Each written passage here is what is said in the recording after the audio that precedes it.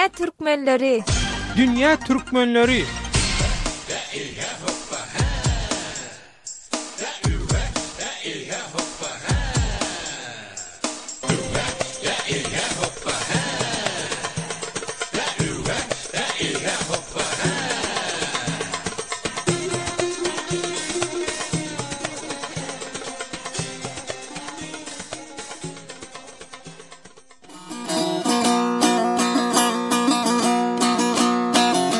Dünýäniň dürli ýerine ýaran türkmenleriň ikwal pursatlary hem dürli. Azatlyk radiosynyň dürli ýurtlarda ýaşaýan türkmenler baradaky Dünya Türkmenleri atly bu hepdelik dowamly gepleşigini Türkiýeden taýýarlap hem alyp barýan Döwlet Baýhan. Dünya Türkmenleri gepleşigimiziň bugunky sanynda Pakistan'daki etnik Türkmenlerin yaşayış durmuş şertleri, cemiyetçilik meseleleri, dert desurları ve olorun dünya Türkmenleri bilen gatnaşyklar barada geçiren ösökötöşüklerimizi dikkatinize getirer. Azatlyk radiosynyň Dünya Türkmenleri gepleşigini dinleýärsiniz. Sökötöşükleri geçmeden ogul Azatlyk radiosynyň azathabar.org internet sahypasynda bu tema bilen baglanşykly açylan Pakistan türkmenlerini tanalyň atly forum ýagny pikir sorulşyga galdyrylan bir tesviri size okap bermek isleýän. Hayrullah Aman Kuwetta diýen bir dinlejimiz, men türk firmada işleýän atalarymyz Owganstandan gelmişler. İstanbul'da okudum. Owganstanda söwüş durdy. Kowumlaryň ýarysy pes ýyzyna dolandylar. Pakistan'a fakirlik, gariplik, zorluk, Owganstanda kowumlaryň arasynda ýene geçim durmuş gözel ýagşy Pakistan türkmenlerini tanıtmak gerek. Kowumlar, dostlar, teşekkür ýagny sag bolun diýip ýazypdyr.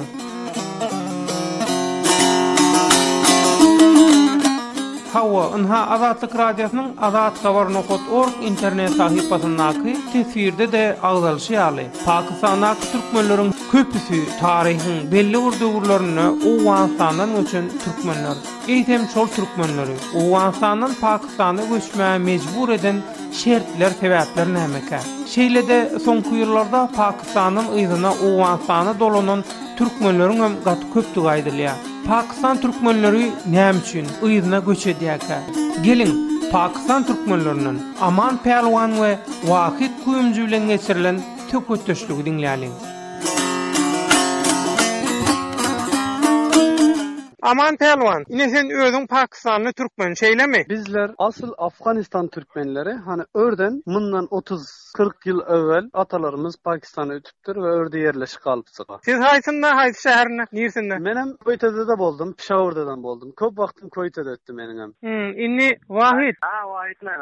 Siz Pakistan türkmenimi ya Owganstan türkmenimi? Biz Owganstan türkmen asly. Pakistan'da ýaşaýan gelen türkmenlerden de. Gariplikde ýaşap, bolança dokma okuşturup, deştirip, gününü ötürüp geldiler. Pes Owganstana. Bazıları şördeden baytılar, uyanadadan baytılar, dukandarlık edip, uyanadadan işleri yaxşı bolup, şördep ýaşadylar. Halen ýaşaýarlar bazıları. Ama bizler şördeden gidenlerden garipdik, ýerde işledik, dokma dokuydyk. Pes geldik, şördeden şol halymyzda. Pakistan'ın gaýdysynda sebebi Pakistan'da adam namusan öz vatanynda alte köp gynýatlar, puluslary diýelimi, hökümeti diýelimi. Bir iş ördük diýenizi etbilmiýärmiz, ederinizi goýmaýardy. Bizler şöyle 30 yıl yaşadık. 30 yılın içinde her yerde her mutludan tezkire diýeli berýär. Ýaşaýyş ruhsady. Bermediler. Siz Owganstanyň nirsine ýaşaňyz şu wagt? Şikla Mazarda ýaşaýarys. Mazar Şerifde. Onu Pakistandaky ýaşaýyş durmuş şertlerinden häzir şol Mazar Şerifdäki durmuş şertler gowy boldymy? Şol sebäpli göçdiňizmi? Näme sebäp boldy ýyzyňyza gaýtmagy? Ýyzyňyza gaýtmana Pakistanda ýaşaýmyzdan Mazar Şerifde ýaşaýyşymyz gowy boldy. Gowy göründü. Şimdi bir iki yola gelip gittik, Mazar Şerif'i gördük. Mazar Şerif'te yaşayışımız biraz gowy olacak oldu. Şu yüzden Mazar Şerif'e geldik. Değil yaşayışımız gowy. Azatlyk Radiosynyň Dünya Türkmenleri gepleşigini dinleýärsiňiz. Gepleşigimiziň bugünkü temasy Pakistanly türkmenleri tanalyň. Aman Pelwan, sen şu wagt özüň näme diýäň, nirde bolýan? Men özüm İstanbul'da bolýan. İstanbul'da işliýän berde bir galy işler bilen meşgul İstanbul'da. Asıl bilen türkmenlerimiz Pakistan'daki, Afganistan'daki %90'ı haly işi bilen meşguldur. Kelinler, dayzalar üýde hal çitýordurlar. Erkeklerde dukanı bar. %90'ı hal ticaret etýändurlar. Hal sowdasy bilen meşgullanýarlar. Indi wagt şol Pakistana sen özüň ýaly gepleýärmi hemme türkmenler? Şu wagtky gepleşiň ýaly türkmençe gepleýärmi? O gepleýärler. Siz Pakistan niresinde ýaşadyňyz? Nirelerini gördüňiz Pakistanyň? Pakistan'da Peshawur'da yaşadık biz. Peşawer'de. Avamda ve oval baronda Kemalpur'da yaşayan ekerler. O vakta biller dünyadan gelemiz yok ekenimiz. Son Kemalpur'da yaşıyorken Kemalpur'da toy ediptirler, Kemalpur'da bolupturlar. Sonra Kemalpur'da doğuluptur. Kemalpur'da biraz akmakta senden son Peshawur'a göçüp geliptir. Ben özüm iş bile 27 yaşadım. 25 yıl yanak şu yerde bolduk. Peşawer'de. Peşawer'de köpmü türkmenler? Peshawur'da köp salan macir bazar diyorlar. Soğağı kemp parti. Bilem yok var mı yok mu tozlu mu? Şu kemplerde köpürek yaşıyorlar da. İktisadı zayıf olanlar. Kamp bozkun düşölgöler diýäse türkmençe. Bozkunlaň bolýan ýerlerine, kamplarına. Bozkun kamplarına. Köpün Peshawur'da vardı. Her yerinde var. Kuveyt'te var, Lahor'da var, Kerachi'de var. Inni aman Pelwan, sen goloýda bir Pakistana, şol Kuveyt'e toýa gidip geldiň. Inni şol Pakistany türkmeniň toy adatlary barada da bir gurrun berseň. Bir Pakistanly türkmeniň toy nähil bolýar? Bir ýigit öýlenjek wagty, bir gyz aljak wagty nähil bolýar? Nähil edilýär toýlar? Şundan bir maglumat beräýsiň. Men özüm bir ay ol geldim. Pakistan'a gittim, Afganistan'a gittim. Türkmenlerin yurtlarına çağalım geçen yerlerini gez qaytdım. Toyam batı, bir ülpedin toyu. Ona da vardık gezdik. Toyam şu eski Türkmenlerin palavu pişiliyor. Şu rıvaç ba. Yeniden bazı zatlar mesela kalıptır. Göreşlik bolýar te oğuldan. Göreş kalıptır. Indi göreş bolmuyor. Kula kurdu deyip oyunlar var. Kula kurdu. Kula kurdu. O nähil bolýar? Kulagyna urýarlarmy? Yağlığı atıyorlar. Yağlığı tutan diyor. Her kim şu yağlığı atanı şu yağlığı getirene çeli getirerse şuna bir bahşiş pul veriliyor. Getirene çeli tutanlar ama kulağından tartıp yağlığı alıyorlar. Yani bunun bir Türkmenlerin bir adetlerinden birisi. Inni mesela bir yaş ýigit bir gyz bilen öýlenjek bolsa, bir enatasy bular barada karar berýärmi ya yaşlar öz bir-birini saýlap bilýärmi? Bir-birini saýlýanan ba, ata inese kararı bile bolanan var. Ama şu an wagtlarda kanise öz saýlanlary bilen bolýarlar. Yaşlar onda inni internetten eýleden öz aralaryna tanyşyp zat edip diýen bir öýlenýänler bolýarmy? Pakistan türkmenleriniň arasynda. Pakistan'da Türkmenlerde internet onça meşhur değildir. Yani internet kan kullanmıyorlar. O yüzden için? Yani elektron zaten hani okul baradan köp nämedirler yani. İza galypdyr. Yani molla okuyurlar, din barasından okuyurlar. Okula taze başlap gelen yigitler var. Mesela könekiler okula başlamadıklar kanise. Hani mülkü özününki bolmadığı için. Birem Türkmen dili hiçbir okul olmadığı için. Hani orada Türkmen dilini yaxşı köp Türkmen bolduğu için. Yani bir arada oturduğu için. Ama Türkmen bir okuma yazma okuymadığı için hiçbirisi Türkmen nämesini okumadyr. Hemmesi mesela Pakistan'da bolany Urduny okuyorlar, İngiliz okuyorlar, İngilizce. Türkmen dilde bolmadığı için hani okuyup gören yoklar ama birem okuyan kişi yaman azdır bu rakam. Çünkü Pakistan'ın vatandaşı olmadığı için onlar 10. sınıfa çeli okuyup biliyorlar onlar. Ondan soň okabilen oklar ha? Ondan sonra okumayı yok onların. Pakistan okabilen oklar. Onu başka yurda okabilýärlermi? Başka yurt gitse de okabilir de hani o durumu yok ki başka yurda gitsin. Pakistan'da muhacir bolduğu için Pakistan'dan dışarı Afganistan'a gidebilirler. Başka yurda pasaportla çıkış edip bilmezler. Çünkü onlar oradan bozkun. Türkiye'de de Avrupa'da da okap görenler var Pakistan'da Türkmenlerden. Olur nähiller? Okuyup görenleri var Avrupa'da Pakistan Türkmenlerin ama olaram okul şu şekilde geliyor. Mesela Pakistan'da okuyorlar. Sonra Afganistan'da geliyorlar. Hem mezat diplomasını Afganistan'da hazırlatıyor. Sonra Afganistan'dan beri geliyor. Pakistan'dan gelip bilmiyor hiçbirisi. Aman Pelwan, hali şol toy barada da gurrun ettik sen bilen bolan. Galyň adaty dowam edýärmi Pakistan Türkmenleriň arasynda? Galyň adety hala devam ediyor Pakistan Türkmenlerinde. Afganistan Türkmenlerinde de devam ediyor galyň adety. Da galyň adetini Hawa kaneldipdirler. onda hiç kimin öýleni bilen okma näme? Az toý bolýarmy? Öýlenmek biraz kıyın boldular. Öýlenmek için hem hemen kaynat çalışmak gerek. Galyň işe işlemeli bolýar. Galyň işi Türkmenleri biraz kıyınıyor. Kanem boldular, yaman kaneltdiler hem. Şu galyň däwiniň näme Galyň pikir edýän? Peýdasy köpmü şuň ýa ziyany köpmü? Ziyanı kan. Ziyan emmesi diyelim yani. Başka bir diyecek bir zat yok. Keşke birilerinin He. elinizde bir zat olsa da şu galyň işini hemmesini götersek ortadan. Galyň diýlen näme şerak bardyr bir näme doğrulardan hasap etsek. Umuman $5,000 bilen $10,000 arası badır. Şu Pakistan Türkmenleri gyz alıp gyz berenne bir-birinden öýlenýärmi ýa gidip başga ýerdäki Türkmenlerden öýlenýärmi ýa da başga halklar bilen öýlenýärmi? Nähili bu öýlenmeklik meselesi? Ha, o evlenme meselesi yaman yakşı. Mesela Pakistan Türkmenleri Türkmenlerden başka birinden gıyzam almazlar, gıyzam vermezler. Bir mecbur bolamasa, hani o baradan köp yakşı. Mesela başka birinden gıyz alsalar, tapsalar, muhtam vererler. Hani galyňam yoktur. Ama yeniden şunu etmezler. Hem mesela Türkmenden alır, Türkmene verer. Bir yerde oturacak olarlar. Sen pikiriň öwräşoň sebäbi näme aman perwan? Näme üçin şey diýär Türkmenler? Sebebi şol Türkmen bolsun diyor. Öz adeti bolsun diyor. Keteli varlığı Türkmençiligi saklamak. Birim geleceğinde bir problem bolmaması için. Azatlyk radiosynyň Dünya Türkmenleri gepleşigini dinleýärsiňiz. Gepleşigimiziň bugünkü temasy Pakistanly Türkmenleri tanalyň. Indi wagt sen bir Dünya Türkmenleriniň bir wekili. Özüňem Pakistan Türkmenleriniň. Şu Dünya Türkmenleri diýilende dünýäň dürli ýerine ýaşaýan türkmenler bar da. Şolardan nähil habaryň bar? Şolardan habaryň barmy? Bar bolsa şolar barada näme bilýän? Şolar bilen nähil gatnaşyk saklaýan? Men Türkmenler şol Facebook'ta biraz görýän da. Çä maglumatym ýok şol barada da. Gelenmide Pakistandan ende 3 ýyl gaýry boldy da Awganistana. Ondan ol Pakistan ýaşaýardyk. Türkmenler bu gepler barada uňan düşünemiz hem ýokdur dogrusu. Maglumatyňyz ýokda ha? Awganistan gelip biraz maglumat aldyk. Türkmenler mana şu ýanasynda. Ondan wagt şeýle bolýar da Pakistandan Awganistana geleniňiz türkmenleri tanamak, dünýä türkmenleri barada maglumat edinmek tarapdan amr peýdaly bolup durdy onda ha? Diňe ýaşaýyş durmuş taýdan dälle. Ýok, hele şo.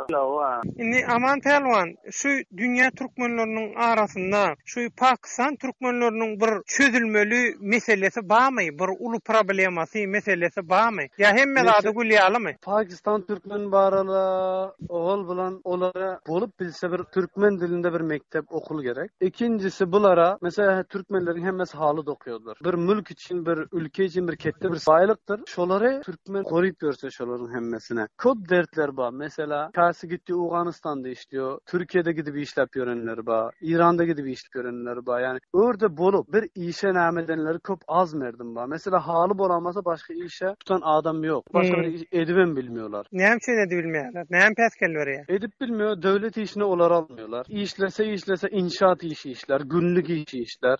Konuşurum ağır işler edip bilerler. Ya da öz ticaretini eder. Ya da halı alıp satarlar. Ya bir kette bir şirket açmana bolmaz. Onna şey diýip bilersmi? Pakistan türkmenleri üçin bir öňürtü türkmen diline bir okuw açylmaly, soňam iş şertleri döredilmeli diýip bilersmi? Doğru. Ana şonu diýip biler. Pakistan türkmenleri şu wagt türkmençiligi saklamak için inha şöyle tek desturları, adetleri, yaşayışı devam ettirmek için şu rakam yaşıyorlar. Pakistan Türkmenlerin hakkında hani şunu deyip bilersin. Başka diyecek zaten Türkmenler bar bolsun, Türkmenler birleşsin. Wagt tökötüşümüzi bir jemlesek, tökötüşümüziň ahyryna Türkmenler barada näme edilse gowalar? Türkmenler barada meniň pikirim şu.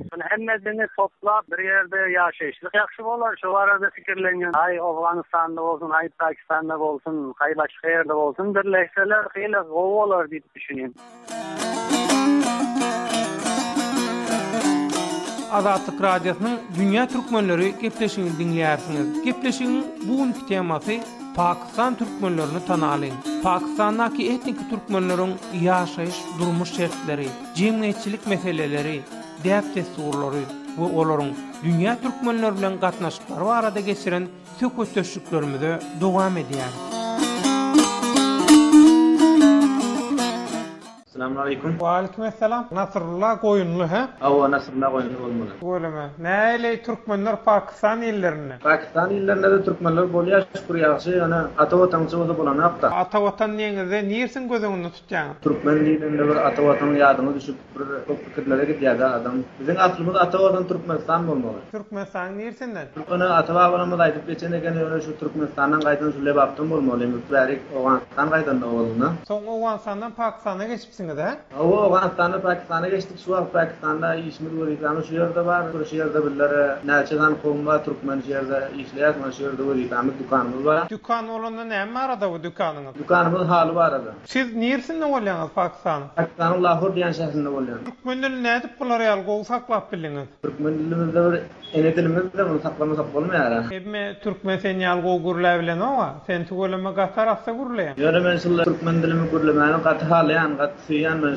Türkmen dilimi şonuň üçin hem Türkmen dilini hälerçil unutdum. Pakistanda Türkmenlerin güzeran ýagdaý nähili ýaşaýarlar. O ýerde köpläş Türkmenler bar, şol halynyň işine diýerler, şükür halynyň işine satyp ana Owanstandan getirýärler halyny bir ýerde kelip satyp, inde gaýry dowlet ýa bir ýerden Pakistan gelip bunu taýýarlyk edip, kurşap, saklap, dukanyna goýup ýagdaýlar ýetmedi, dokuýarlar şeýerde haly, bejerýärler, şu rakam dördüp güzeran goýarlar. Nasrullah Goýunlu, inni Pakistanda Türkmenliň ýaş nesili, ýaşlar, şular türkmen dilini, türkmençiligi nähili bilýärler? Öp baryan ýaş nesillerinde Türkmençany öpdi anlanýar, lekin bizler köşedýär şuna bir öwretjek bolup ýöne bir ýerde okuýarlar, bilim alýarlar, mana şu ýerde Pakistany alýarlar-da. Pakistany urdu dilini bilýärler. Türkmenlere göre urdu dilini ýaxşy bilýärler bir ýerde şeýle. Türkmenler onda ýatdan çykyp barýan Pakistandaky türkmenler arasynda. Pakistandaky türkmenler arasynda türkmenler ýatdan çykyp barýan, ýöne biziň aramyzda türkmenler bilen biziň başgalarymyzda şükür ýaxşy. Nasrullah Goýunlu. Awa. Dünýäň dürli ýurtlaryna ýaşaýan türkmenler barada nähil maglumatyň bar? O nirede bolsa biz bu türkmene Facebook'ta, internetde görýän halap söýüp oturýar, ýöne bir ýüreğine däl bolýar, biradar şu Türkmenistana barsalar, hem jemgyýet şolşýar bilen meseleler diýilmeli gelýär. Şotaýda jemleşseler diýjek bolýan. Ana şol şeýle diýjek bolýan. Nasrullah Goýunlu, sen Türkmenistana jemleşseler diýen, Türkmenistan arada näme bilýän? Türkmenistan barada diýsem Türkmenistan onu aýdyp geçdim ata watanymyz aýrymy, Türkmenistana barsak ölen şart, ýöne boljakda diýip şeýle diýerler, ýöne gidip göreme hanuz. Näme üçin boljakda diýerler? Näme päskel ber ýa, nähil kynçylyk bar? Kynçylyk bolsalarynda alanok diýip şeýle diýerler-de. Alanok diýilende nähil alanok? Ýüz tutan bolup durmy? Nähil görünüşde alanok? Nähil görünüşde kabul edenok? Nähil görünüşde kabul edýär? Men Owanstandan bar kadarlyklar diýip mesela telewizionyna gelen ekene, soňra Pakistanda ýaşaýar, Owanstanda ýaşaýar, ýöne bir gaýdy ýerde ýaşaýar bilýär Türkmenistan ata watanymyza barsak şu ýerde ýaşap öňüge ötüp, öz türkmenimiziň içinde öz türkmen dilimizi unutmasak, türkmen işimize, türkmen miras kalan öndämemiz unutmaş ýere barsak diýdik de, lekin eşitilmedi. Türkmenistandakylar gyzyklanma bildirmedi diýen, ha gyzyklanmadymy diýen? Hawa şeýler bolýar-da. Nasrullah Goýunlu, ine sen Pakistanda ýaşap beren bir türkmen, dünýä türkmenleriniň bir wekili. Sen aýtdyň şu dünýä türkmenler diýdiň, Türkmenistanda ata watanyna bir jemlense, birleşse diýdiň. Näme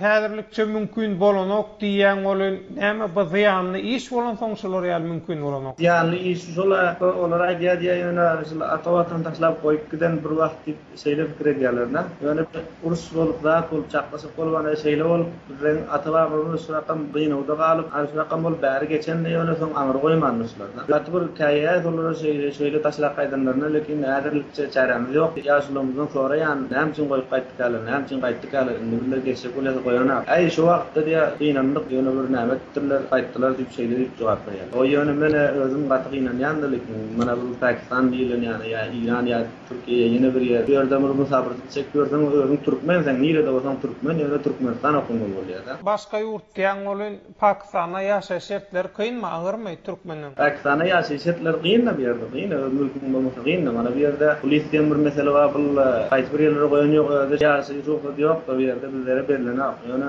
Owanstandan bir näme berilen, ana şonu götürip saklaýar, onuň kadyryny bilen aklar. Bizlere gaty kynçylyk ýaşap ýörseň, ýöne näde salat ýok. Onda sen pikiriňe görä, indi söhbet döwüşimizi jemlesek, ýanky aýdyşyň ýaly ata watandan çykan türkmenliň problemalary, kynçylyklary nähili çözülmeli? Nähili çözüp bolar şonu? Muna jemlenşip şola Gurbanuly Berdimuhammed we nämeler inşallah çözüler diýip umyt edýär ýöne. Ýaşullar ana şu rakam bir Türkmenistana barsalar, prezidentiň ýanyna bar maslahat etseler, şeýle çözüler diýip pikir edýär men fikrim bolsa. Ha, olanna Nasrullah Goýunly ýaly hawa Pakistanda ýaşaýan türkmen doganymyz beren söhbetleşýümiz üçin Azatlyk radiosynyň Azat tolkunlaryna dünýä türkmenleri bilen habarlaşyp, şeýdip gatnaşyp, maglumat alyşyp duruň. Tamam.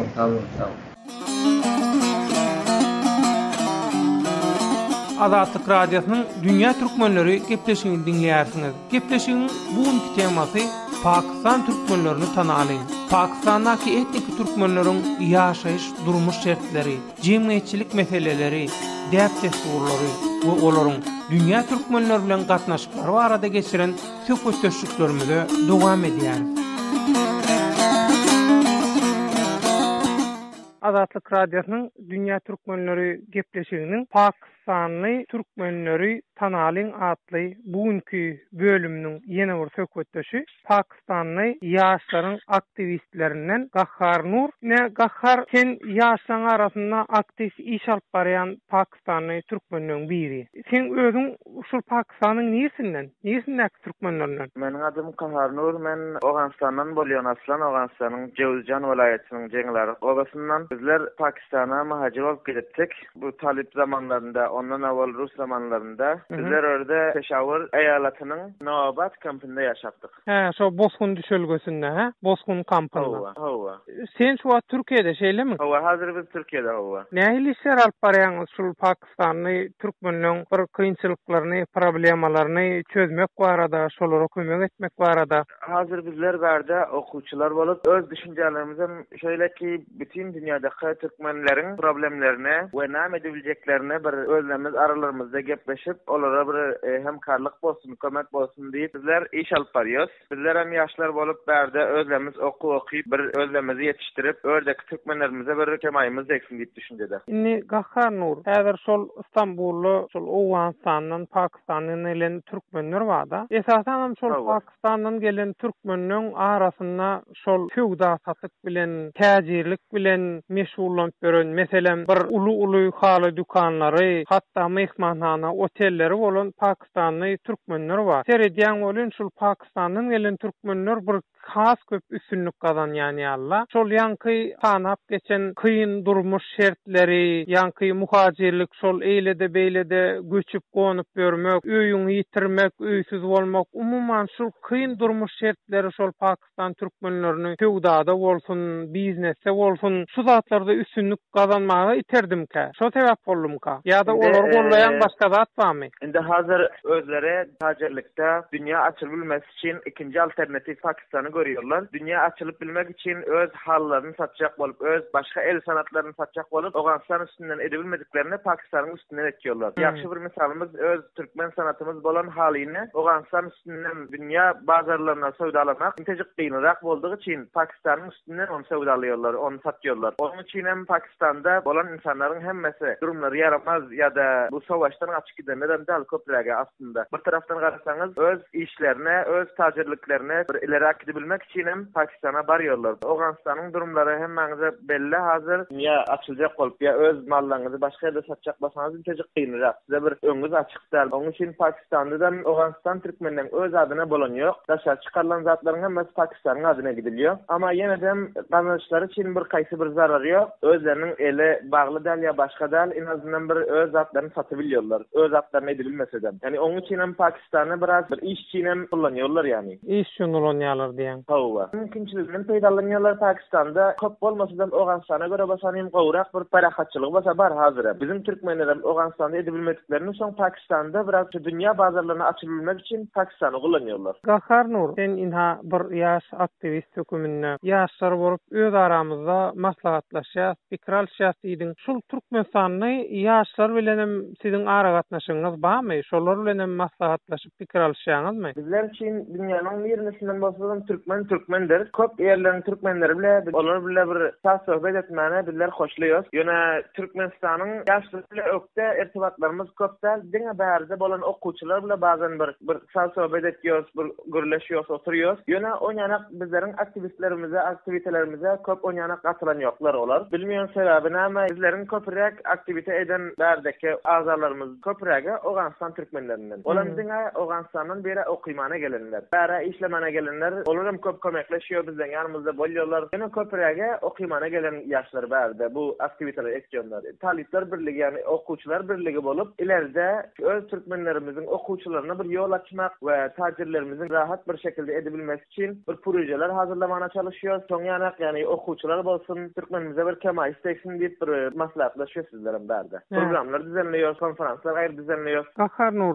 söhbetleşýümizin ahyryna umuman şu Pakistan bilen baglanyşykly türkmenler üçin näme edip bolar? Näme etmeli sen pikiriňe görä? Köpüräge üçin Oganstanyň tarahatçylyk bolmasa, örde öz işlerini ileri bir şekilde akydybilseler, olara bol biljek şol zat şol. Oganstanyň üstünden öz türkmen atlaryny berip öz işlerini edebilseler, olan ýol açylsa Oganstanda, türkmen boldukları için ýollaryny beklemeseler, men düşünjem şol Oganstanda ýaşy bir şekilde öz işlerini edebiler Oganstandan bolan türkmenler, Pakistanda ýaşaýanlar. Türkmenistan näme etdiler Pakistan türkmenleri üçin? Sen pikiriňe görä? Türkmenistan indi olaryň hak hukuklaryna zarar vermejek şekilde Türkmenistan'da olaryň ýaşamalary için Pakistan üstünden dälde türkmenler boldugy için Türkmenistan üstünden türkmen adyny berip şu el sanatlaryna, hallaryna, dünýä bazarlaryna satmana kömek etse, ol diňe ýaxşy bolar eger edebilseler Türkmenistan. Pakistan bolmany şol Türkmenistanyň üstü bolsa hem türkmenlere ýakyn, hem öz türkmenlerimiz, hem öz türkmen hallarymız Pakistanyň adyna dälde Türkmenistanyň adyna bolsa, ýa türkmeniň adyna bolsa, ol gata owadan bolardy. Ýöne Türkmenistandan hazıra kadar böyle bir zat görmedik, döwletinden hem halkyndan hem biraz Türkmenistan edebilse mene bundan soňra giýişler köp ýaxşy boljak. En azından öz eden sanatlarymız türkmen adyna gitse, bu diňe Oganstan türkmenlerinden dünýä türkmenlerine bir goýsandyrjak. Gahar Nur, beren maglumatlaryň sökediň üçin taňry ýalkasyn. Sizem sag bolun, hemme ýonlara benim berden salam aýtjak, sag bolsunlar. Azatlyk radiosynyň Dünya Türkmenleri gepleşigine bugün Pakistan türkmenlerini tanalyň diýen tema boýunça Pakistandaky etnik türkmenleriň ýaşaýyş durmuş şertleri, jemgyýetçilik meseleleri, däpde surlary we olaryň dünýä türkmenleri bilen gatnaşyklary barada Pakistan türkmenlerinden Aman Pelwan, Wahid Kuyumcu, Nasrullah Goýunly we Gahar Nur daglar bilen geçiren söhbetleşiklerimizi dinlediňiz. Mehriman doganlar, Azatlyk radiosynyň dünýä türkmenleri gepleşigine sizem öz türkmenlerinizi tanadyp, olaryň durmuş ýaşaýyş şertleri we meseleleri hakynda dünýä türkmenlerine maglumat berip bilersiňiz. Azatlyk radiosynyň dünýä türkmenleri gepleşigi bilen habarlaşma üçin hat salgymyz, hat e-mail weligi azatradio.org. Hat e-mail weligi azatradio.org. Azatlyk radiosynyň azat tolkunlaryna dünýä türkmenleri bilen habarlaşyp hem gatnaşyp duruň. Azatlyk radiosynyň dürli ýurtlarda ýaşaýan türkmenler baradaky dünýä türkmenleri atly bu hepdelik dowamly gepleşigini Türkiýeden taýýarlap hem alyp barýan Döwlet Baýhan. Saglykda we bagtýarlykda görüşelim. Rowaşlyk hemraňyz bolsun.